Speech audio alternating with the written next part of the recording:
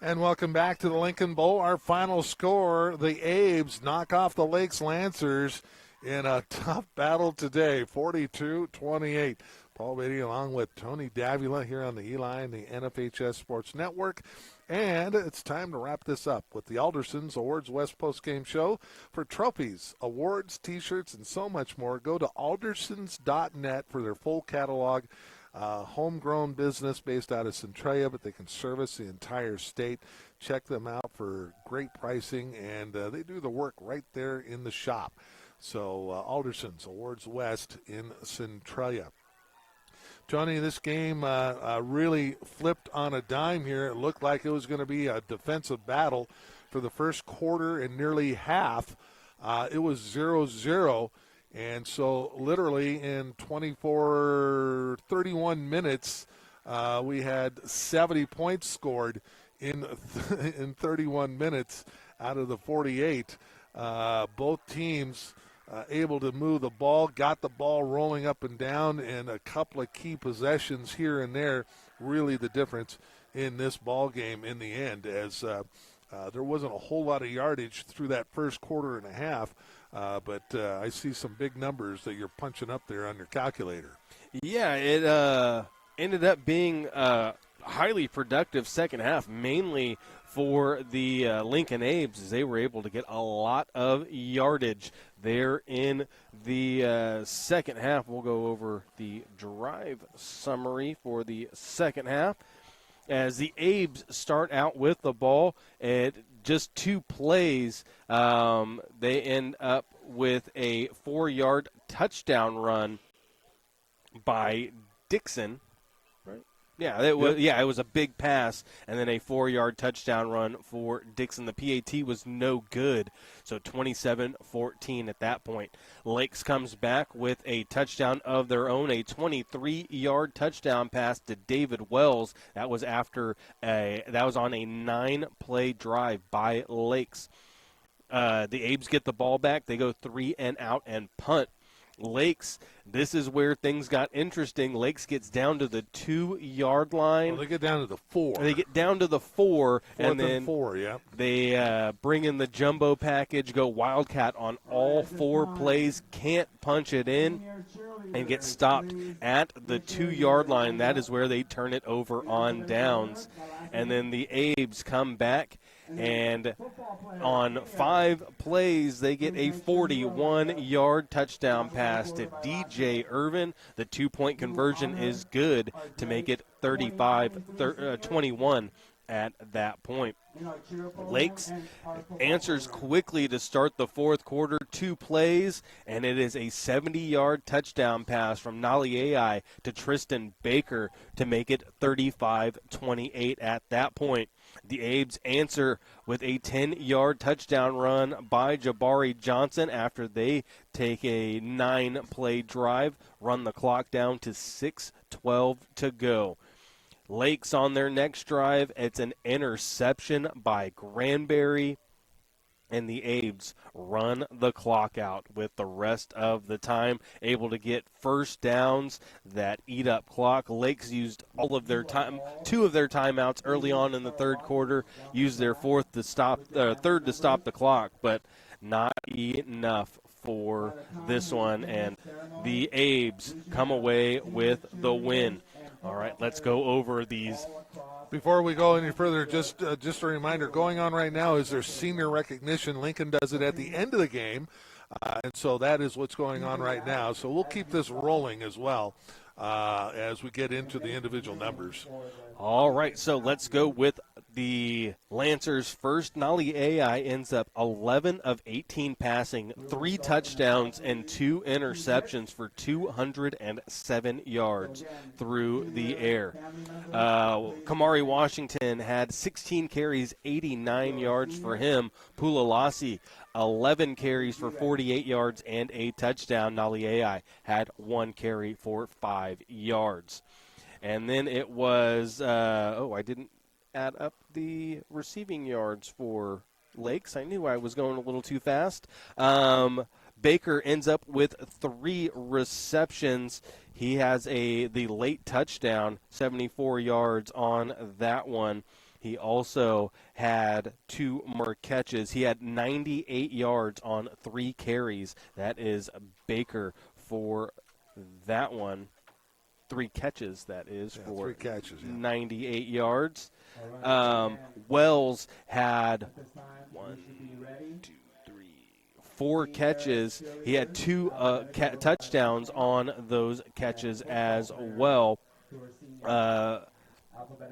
McChristian had the 1 reception for 39 yards. Kamari Washington had a bigger second half. He added a couple more receptions on his total as well. He ends up with 16 yards receiving from the backfield.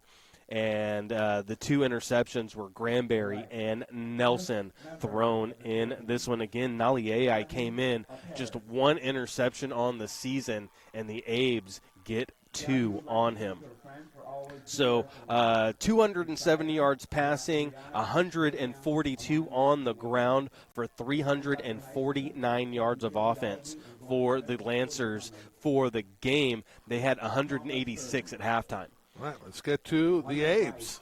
For the Abes, Jabari Johnson, I have him 10 of 10 passing for 1 touchdown and 239 yards. Wow. He also had 16 carries for 77 yards and 2 touchdowns. Dixon, 19 carries, 87 yards and a touchdown. Nelson, 4 carries, 56 yards and a rushing touchdown. And Kalisio Fatawi had 7 carries for 27 yards. For a total of 247 yards on the ground for the Abes. Receiving, Sio Fatawi, 1 catch for 10 yards. Granberry, 4 catches, 126 yards receiving by Granberry. He had an interception as well on defense.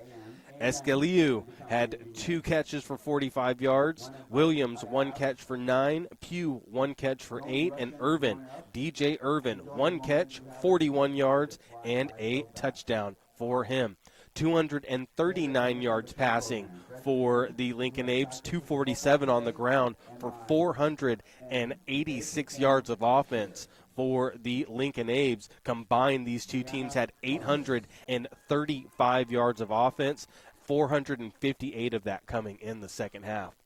That's a ton of yardage. And I didn't even mention the Granberry 80-yard kickoff return for the touchdown. Which would put it at 915 yards at least, probably pushing close to a total of 1,000 yards between the 2 teams today for sure. All right, shall we get to our MVP? Yeah, go ahead. All right, it's time to award our game MVP, brought to you by Education as a Career. All school districts are in need of all kinds of employees, from teachers to custodians, lunchroom to paraeducators, and a huge need of school bus drivers. Education is a great career, and you can start your journey today by contacting your local school district. Tony, who do you we go with the winning team, of course. The MVP could be a number of them. I thought John Nelson, who got things started with a couple of big runs and played really good on defense, had an interception. He's certainly one that you could have taken a look at. I thought there were some big fellas up front. The offensive line just gives them so much time, and they only had 2 holding calls today. And that may seem like, oh, that's a lot. It is not, with the amount of time that they give Johnson to throw the ball and the lanes that they create for their runners to create all that offense. Just a fantastic job by the offensive line tonight. Who do you like? To me, okay, so I'm going to throw this out there immediately. Yes, Jabari Johnson went 10 for 10, but he was our player of the game the last time we did Lincoln. So Jabari Johnson's out. Sorry, Jabari. You're a great player. Yes. We You're like out. to spread it around a little bit. We do. So out of that, I really like you said, I like John Nelson and Granberry. Those are the 2 for me. And I'm leaning John just because he had the task. He was shadowing David Wells all game on defense. Everywhere Wells went, John went. They had the battle. Both of them got a flag on offense against the other one, got a holding or a PI against the other. John had that. 4 carries, 56 yards, and a touchdown. He has that interception. I thought he played great on defense. Granberry dealing with those the cramps. Limited him to 4 catches for 126 yards and an 80-yard touchdown return. And he had another one go to the 3 that got called back on a hold. It did. It's just, it's so easy to see that, but as an old offensive lineman, it is so hard to hold those blocks for that long and not draw flags. And all that yardage that you're talking about couldn't be possible without the work of the guys up front. But I would, out of the others, I would probably lean toward Granberry. Yeah, I'm fine either way. Then I get the Granberry. Yeah, he very impressive. 4 catches, 126. He had 206 all-purpose yards in this one and an interception on defense. Let's go with Drake Granberry, I believe, on this one. He will be our player or MVP of the game here. Wow, what a game here. And that is, again, going to push this into a big showdown next week with Spanaway Lake. Spanaway Lake came in 5-0, so they took care of business last night, I believe. 4-0. Lincoln is now 5-0. Lakes drops to 3-2. And so, it is showdown time next week. The league championship is on the line for Spanaway Lakes and Lincoln at Art Crate Stadium at Bethel High School next week. I believe we will be there. We've got that on the list, and that will be for all the marbles. All right, that is going to do it for us. I think we're going to try and leave this on for a little bit, Tony, for the seniors, and we'll try to keep that on as long as we can here and get this rest of the ceremony. So we'll see you next time here on the Eli and the NFHS Sports Networks.